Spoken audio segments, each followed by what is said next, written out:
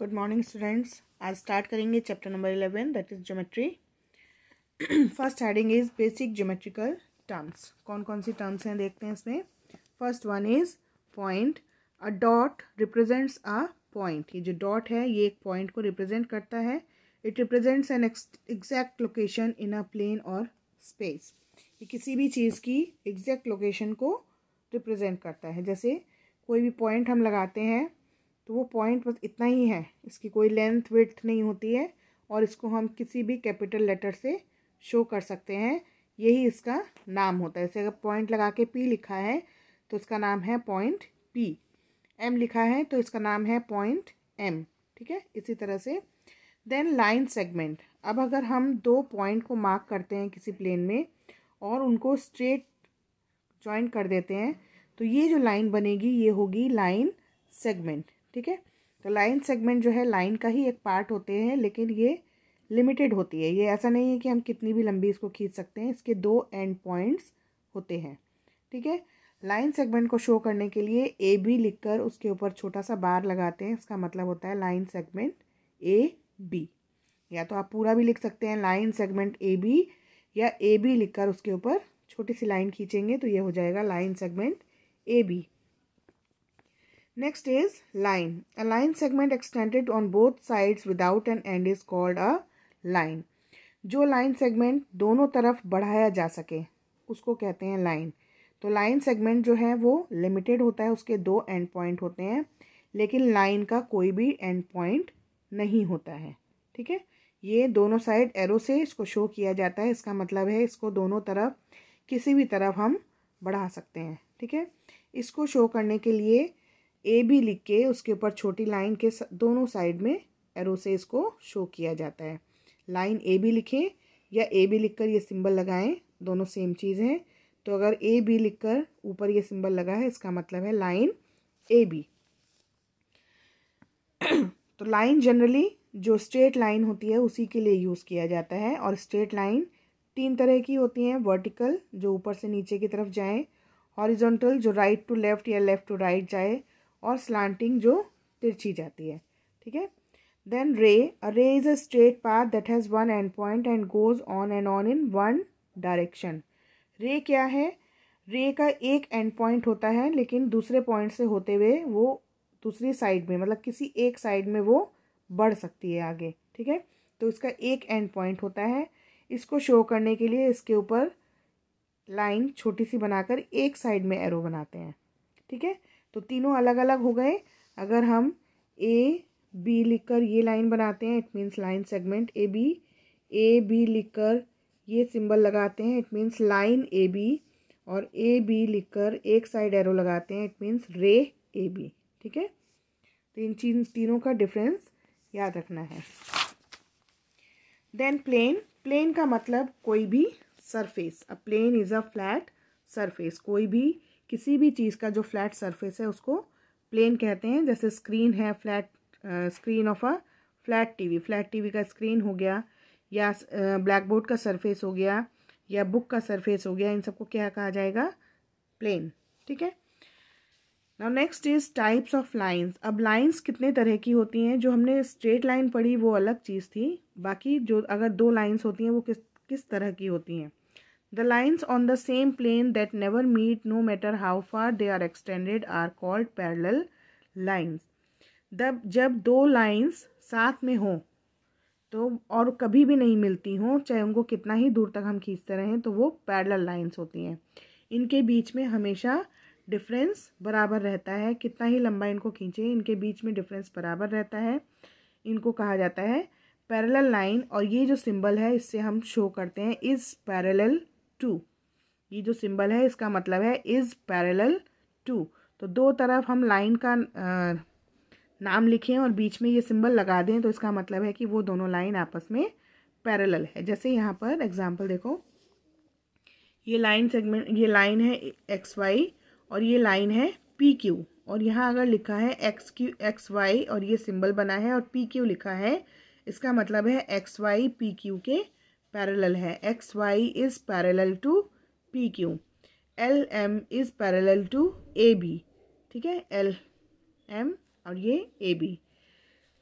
Daily life में हम इनके एग्जांपल्स देखते हैं, जैसे स्टम्प्स ऑफ अ विकेट। जो स्टम्प्स होते हैं वो हमेशा पैरेलली लगे होते हैं। Two rails of a railway track. जो रेलवे ट्रैक होता है उसकी लाइन चाहे टर्न हो चाहे सीधी हो, लेकिन उनके बीच का डिफरेंस बराबर रहता है। Then zebra crossing. जो जेब्रा क्रॉसिंग की ये लाइन्स होती हैं ये भी आपस में पैरेलल होती हैं, ठीक है।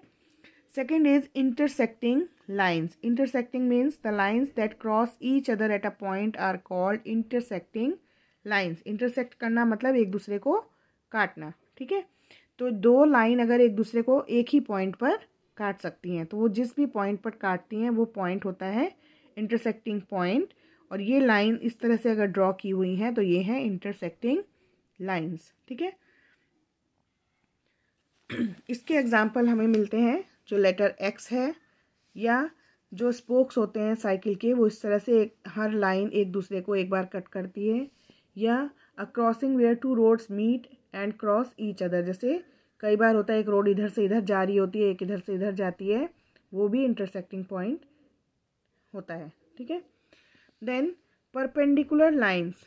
When two intersecting lines meet to form right angles, they are called perpendicular lines. They are indicated by the symbol L. ये इस तरह से जो स्क्वायर का कॉर्नर है होता है उस तरीके का जो सिंबल होता है उसको शो किया जाता है डायग्राम्स में। Line A B is perpendicular on to line C D and it written in short as A B perpendicular to C D. A B line ये है और ये सी डी, तो अगर ए बी और ये परपेंडिकुलर का साइन और ये सी डी इतना लिखा होगा तो इसका मतलब है A B is perpendicular to C D, ठीक है। तो इसका सिंबल याद रखना है, ये जो उल्टा टी बना हुआ है it is the symbol of perpendicular to. और इसका एग्जाम्पल हम देखते हैं एल में, या हम टी अगर लिखते हैं तो भी वो परपेंडिकुलर होता है। टी अगर लिख रहे हैं तो ये जो लाइन है ये इसके परपेंडिकुलर है, ठीक है। Now self practice 11A। Match the figures with their names. यहाँ कुछ लाइंस ड्रॉ की हुई हैं, इधर उनके नाम लिखे हैं, उनके साथ उन्हें मैच करना है। First one is O P, तो ये दो डॉट के बीच में लाइन है तो ये होगी line segment. Then P Q, एक साइड एरो है, इट मीन्स ये क्या है रे। एल एम, ये दोनों साइड एरो हैं, इसका मतलब ये है लाइन। और ये दो लाइंस दी हुई हैं जो मीट नहीं करती हैं एक दूसरे को, तो ये है पैरेलल लाइंस, ठीक है। Now a line has a straight true and false. A line has a definite length. जो लाइन होती है उसकी डेफिनेट लेंथ होती है नो, है ना, क्योंकि लाइन क्या होती है, लाइन क्या होती है, लाइन को दोनों तरफ हम इंक्रीज कर सकते हैं, एक्सटेंड कर सकते हैं। इसका मतलब a line has a definite length, it is false. A ray has one and point. जो रे होती है उसका वन एक ही एंड पॉइंट होता है, yes it is true. A line segment has no end points. जो लाइन सेगमेंट होता है उसके कोई भी एंड पॉइंट्स नहीं होते हैं, तो टोटली रॉन्ग है क्योंकि लाइन सेगमेंट के दोनों तरफ एंड पॉइंट्स होते हैं, तो ये फॉल्स हो गया। A plane has fixed boundary. जो प्लेन होता है उसकी एक फिक्स्ड बाउंड्री होती है, no it is false. All perpendicular lines are parallel lines.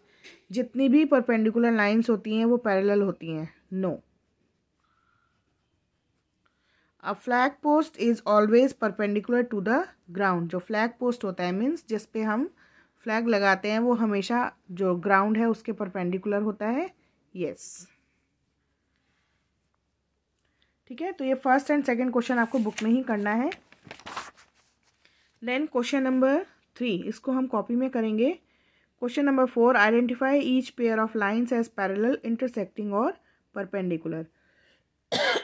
जो भी लाइन के पेयर्स दिए हुए हैं, इट मीन्स दो दो लाइन दी हुई हैं, उनके हमें नाम बताना है। ये दो लाइंस आपस में क्या है, पैरेलल, इंटरसेक्टिंग और परपेंडिकुलर। परपेंडिकुलर, तो इसी के नीचे बुक में ही करेंगे इसको। परपेंडिकुलर, ये दोनों इंटरसेक्टिंग,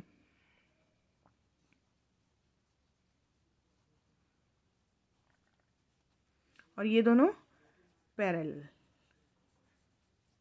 ठीक है। तो क्वेश्चन 1, 2 एंड 4 कॉपी में बुक में ही करना है। क्वेश्चन 3 हम केवल कॉपी में करेंगे। ये भी बहुत इजी है, इसको मैं बता देती हूँ आपको। Name the rays and line segments in the following figures. जो फिगर्स बनी हुई हैं उनमें रेज और लाइन सेगमेंट के हमें नाम बताने हैं। ठीक है। तो इसमें रेज कौन सी है? रेज का मतलब एक साइड एरो और एक साइड एंड पॉइंट। तो EA, FC, EB and FD ये सब रेज हैं और E and F line segment है। ठीक है। नेक्स्ट फिगर में रेज कौन सी है? P, S एंड PT और लाइन सेगमेंट कौन से हैं? PQ, PR and QR। ठीक है। देन इसमें लाइन रेज कौन सी है? BA, DE ये दोनों रेज हैं और BC, DC जो है लाइन सेगमेंट्स हैं। ठीक है। तो इतना ही काम आपको आज करना है। इसके पहले कॉपी में आप लोगों को डेफिनेशंस लिखनी है और ये क्वेश्चन नंबर 3 कॉपी में करना है। क्वेश्चन 1, 2 एंड 4 बुक में ही करना है। ठीक है।